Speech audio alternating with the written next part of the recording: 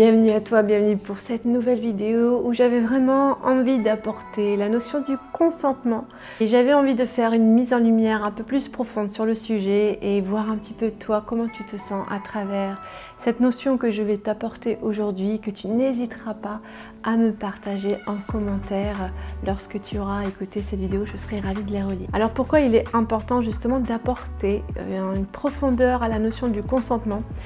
Tout simplement parce qu'en fait, lorsqu'un consentement est bien consenti, bien mené,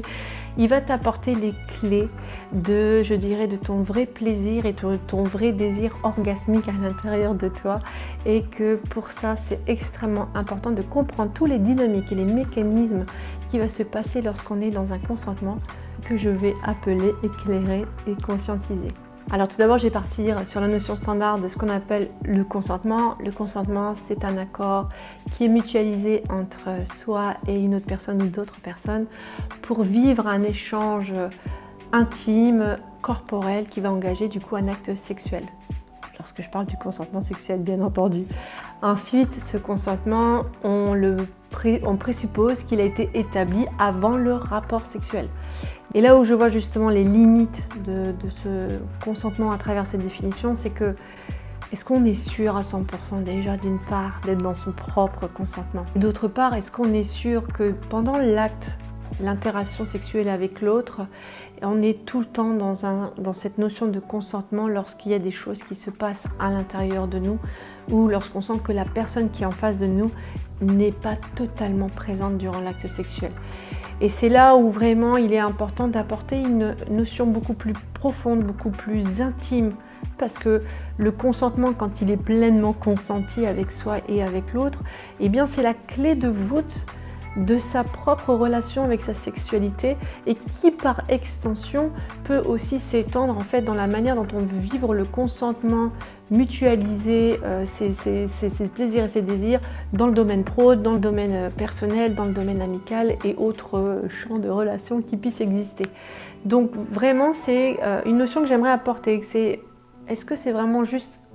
une chose préétablie avant l'acte sexuel, le consentement, ou est-ce que c'est quelque chose qui doit être mené durant tout le rapport? Bien entendu, tu vas me dire, bah évidemment Gwen. Et oui, évidemment, c'est quelque chose qui doit être mené de A jusqu'à Z. Cependant, là où je vois qu'il y a beaucoup encore de zones d'ombre, c'est qu'on ne comprend pas trop déjà nous ce qui se passe à l'intérieur de nous durant l'acte sexuel et on ne sait pas comment le mener en fait à son partenaire ou à ses partenaires quand ça nous arrive. Parce que qu'est-ce qui se passe, c'est que des fois on est super excité de vivre une relation sexuelle avec quelqu'un, on est complètement ok, et quand je parle de ce consentement sexuel, que c'est qu'on soit en couple ou qu'on soit dans une relation complètement spontanée, ça peut être vraiment élargi sur tous ces champs-là. Et donc on est vraiment là, excité, on a vraiment envie d'être dans cette action sexuelle avec l'autre, et cependant, à un moment donné, il y a une sorte d'énergie à l'intérieur de nous qui fait qu'on est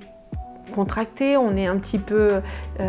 lourd, ou bien on sent qu'il y a des pensées qui arrivent, ou on sent qu'il y a des émotions qui surgissent, on ne comprend pas pourquoi. Et ça va amener des conséquences en fait d'inconfort physique et émotionnel pendant l'interaction sexuelle avec l'autre. Et ce jeu donc conscient-inconscient qui se met en place durant l'acte sexuel seront l'objet d'une autre vidéo, mais c'est juste brièvement pour t'expliquer, c'est que comme le corps en fait, eh bien, il libère des hormones qui va pouvoir se détendre entre guillemets, être dans le plaisir, eh bien il va pouvoir en fait lâcher des anciennes émotions, ou il est bloqué par d'anciennes émotions qui vont ressurgir pendant ce moment-là, et malheureusement eh bien on ne les comprend pas. Et donc qu'est-ce qu'il y a, c'est qu'on a une surcharge d'informations, c'est-à-dire que je suis dans une interaction sexuelle avec quelqu'un, je suis dans un partage intime, donc il y a déjà énormément d'informations qui viennent à travers les sens, parce que consentir c'est ça aussi, c'est l'ouverture de mes sens vis-à-vis de l'autre, et donc je suis en interaction avec l'autre et boum, il y a aussi des choses qui arrivent à l'intérieur de moi et je ne comprends absolument pas pourquoi. Je sens ces contractions, je sens cette énergie des fois qui est un peu chaude, qui me sort complètement de l'acte sexuel, qui m'emmène dans des endroits que je ne me rappelais même pas, ou dans des souvenirs que j'ai pas du tout envie de me rappeler. Donc on a vraiment toute cette dynamique qui peut se jouer à l'intérieur de nous pendant une interaction sexuelle. Pourquoi? Parce que c'est l'espace de la vulnérabilité et de l'intimité par excellence. Et malheureusement, qu'est-ce que ça va entraîner justement d'être dans ce genre de dynamisme incompris par soi, mais ce qui est complètement logique puisqu'on ne nous a pas éveillés et éduqués à comprendre tout ça, eh bien c'est qu'on va sentir qu'il faut mettre ça de côté, donc on va mettre cette part de soi de côté, on va pas vouloir l'entendre puisqu'on est justement en train d'être déjà dans une autre action, donc on peut pas faire deux choses en même temps, et du coup on va mettre ça de côté, donc du coup est-ce qu'on est toujours vraiment dans son propre consentement? Là est la question, et où on va donc continuer notre acte sexuel, parce que on aura peur justement de se sentir humilié, de vivre du rejet, de l'abandon, du jugement par rapport à l'autre, ou bien on va vouloir arrêter l'acte sexuel d'une manière comme on peut la gérer sur le moment, peu importe la manière dont c'est fait, mais on va pas comprendre ce qui se passe et on va sentir en soi énormément d'émotions et des émotions qui sont très lourdes, que ce soit dans les deux cas de figure, qu'on continue ou qu'on arrête. Et en effet, après cette relation, on a toujours un peu ce sentiment de tristesse, de colère, on se sent aussi dégoûté par rapport à soi ou par rapport à l'autre, on est frustré, on n'a pas vraiment été ouvert en fait dans la notion du plaisir et du désir avec l'autre, donc il y a vraiment ce sentiment qu'il y a quelque chose qui ne va pas à l'intérieur de soi, et en plus avec l'autre on va avoir du mal à interagir après, enfin on va faire semblant, on va porter un masque parce qu'on ne comprend pas toutes ces dynamiques et on a peur du rejet, de l'humiliation, de l'abandon. Il y a vraiment une dynamique en fait émotionnelle qui se met en place après ça, qui peut être malheureusement très mal vécue et voire même repousser l'acte sexuel. Du coup, qu'est-ce que je vais vouloir t'amener là maintenant? Eh bien, c'est cette notion qu'en fait, le consentement, s'il est bien mené dès le départ, et quand je dis ça, c'est-à-dire qu'il est conscientisé et éclairé, tu vas pouvoir t'assurer tellement une mise en sécurité à l'intérieur de toi et une mise en sécurité dans la manière dont tu veux vivre ta relation sexuelle et avec l'autre, que en fait, tu vas être vachement plus relax, tu vas être vachement plus ouverte à pouvoir expliquer ce qui se passe à l'intérieur de toi, parce que le consentement c'est avant tout une affaire de soi. Et quand je dis c'est une affaire de soi, c'est-à-dire que c'est dans cette capacité de comprendre qu'en fait ce corps il est animé par plusieurs mécanismes, qu'ils soient mental, émotionnel, physique, dont sexuel et par extension je dirais spirituel, et que lorsqu'on est vraiment dans la pleine connexion de tous ces éléments qui nous composent, eh bien on peut être en capacité d'exprimer ce qu'on souhaite vivre. Parce que le consentement éveillé et éclairé, c'est quand on est en capacité d'exposer ses vulnérabilités pour légitimer ses plaisirs et ses désirs de vie. C'est-à-dire que là maintenant, si je suis vraiment en connexion avec moi-même, est-ce que j'ai vraiment envie d'un rapport sexuel? Ma tête, elle me dit ouais. Mon corps, il dit tu sais quoi, ouais, mais doucement, je suis fatiguée aujourd'hui. Mes émotions, c'est ouais, ça peut être sympa, mais ouais, je sens aussi que j'ai besoin de douceur. Et donc, vraiment suivre cette intuition de besoin de douceur. Et donc, lorsque je vais vouloir, par exemple, à mon partenaire, exposer mon plaisir et mon désir de comment je souhaite interagir durant mon acte sexuel, je vais lui exposer mes limites dans mon plaisir et mon désir de vie. Donc, c'est déjà une première connexion avec moi-même, pour pouvoir exprimer cette connexion avec l'autre, de comment je souhaite vivre cette connexion avec l'autre. Donc on est vraiment dans ce consentement bienveillant, sécuritaire avec soi pour pouvoir l'exprimer à l'autre et que l'autre va pouvoir l'exprimer à nous-mêmes. Et c'est chouette parce que finalement, c'est là où on commence vraiment à former durant l'acte sexuel une entité, mais en comprenant qu'il y a tout, même si on va former un seul corps, il y a plusieurs corps dans ce corps parce qu'il y a plusieurs dynamismes qui se mettent en jeu. Et c'est ça aussi, d'être vraiment dans la conscientisation de comment je souhaite m'éveiller et être dans mon plaisir sexuel avec mon partenaire ou mes partenaires. Donc pour ça, ça demande de la connexion avec soi, ça demande forcément de l'éducation et de l'éveil sur ce qui se passe à l'intérieur de soi, de comprendre